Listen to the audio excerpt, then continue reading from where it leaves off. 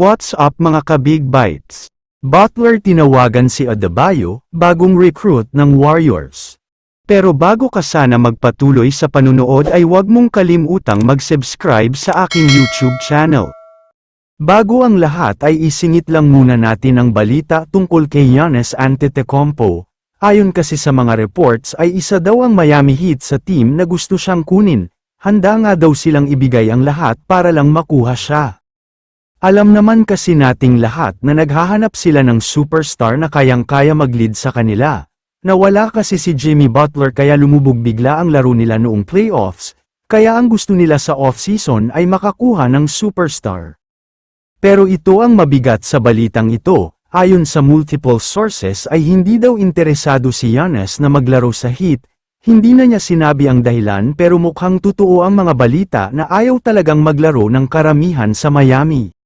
Mukhang pinapatutuhanan yan ni Jimmy Butler. Alam naman kasi natin na umalis siya sa Heat dahil hindi na daw siya masaya dito.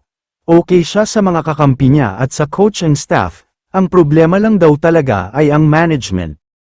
Ayon sa mga kumakalat na post, pati daw ang isa pang star player ng Heat na si Bam Adebayo ay gustong sumunod sa yapak ni Butler.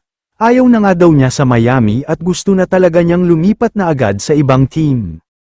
To the rescue nga agad dyan si Butler para mag-recruit. Sinabi niya kay Adebayo kung gaano kaganda maglaro sa Golden State Warriors, mataas ang sweldo at magaan sa pakiramdam ang mga kakampi pati na ang staff. Sakto pa daw ngayon na naghahanap sila ng isang big man, kailangan daw kasi ni Curry ng malaking player na kayang-kaya lamunin ang depensa sa loob, para kapag nag-double team sa ilalim ay open ang mga shooter.